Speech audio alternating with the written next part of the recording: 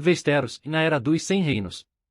C. 6700 AC. Ao longo dos séculos que se seguiram à invasão ândala, centenas de pequenos reinos se formaram em Westeros, eventualmente agregando-se em vários reinos poderosos maiores, e finalmente, 7 grandes reinos.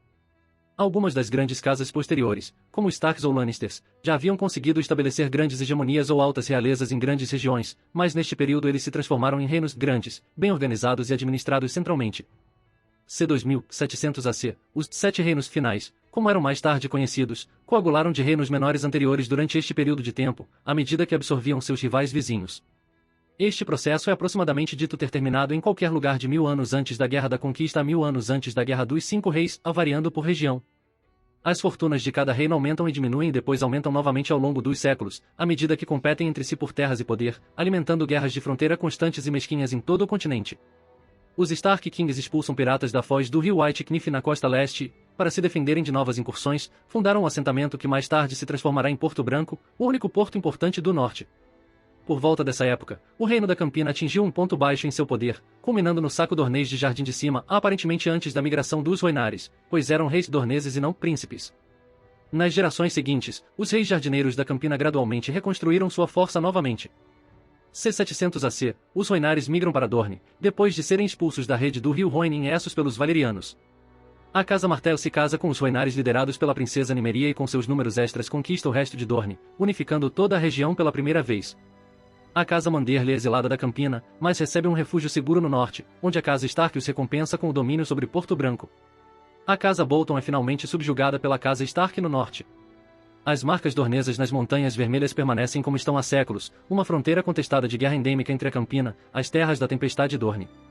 C. 400 AC, Casa Bolton se levanta novamente em rebelião contra a Casa Stark, mas é subjugada mais uma vez.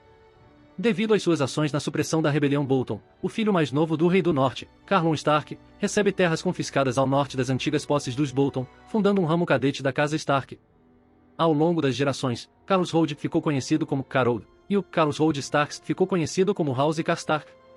As Terras da Tempestade invadem e conquistam com sucesso as Terras Fluviais, sob os Reis da Tempestade da Casa do Random. Isso reduz o número de reinos para 7, o Reino do Norte, o Reino do Vale, o Reino das Ilhas e Rios, o Reino da Rocha, o Reino da Campina, o Reino da Tempestade e o Principado de Dorne. C. 300 AC, a recém-enobrecida Casa Frey inicia a construção de uma enorme ponte complexo de castelos em Greenfork of the Trident, que quando concluído é conhecido como Twins. Os Frey rapidamente acumulam grande riqueza com os pedágios das pontes e se tornam uma das principais famílias nobres das terras fluviais, embora sejam desprezados por outras famílias mais antigas como as Revistas. C. 200 AC, a Casa Targaryen, uma das famílias aristocráticas do domínio valeriano, se estabelece na Ilha Pedra do Dragão na Baía da Água Negra, para estabelecer um posto avançado de comércio valeriano. Os Targaryen se mudaram para a Pedra do Dragão logo antes da perdição de Valíria, junto com os únicos dragões sobreviventes do mundo.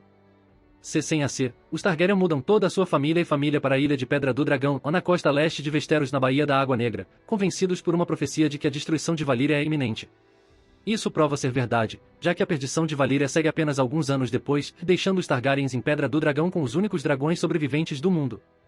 Os Targaryen e suas casas vassalas em outras ilhas da Baía da Água Negra permanecem sem envolvimento com assuntos externos, lentamente aumentando sua força.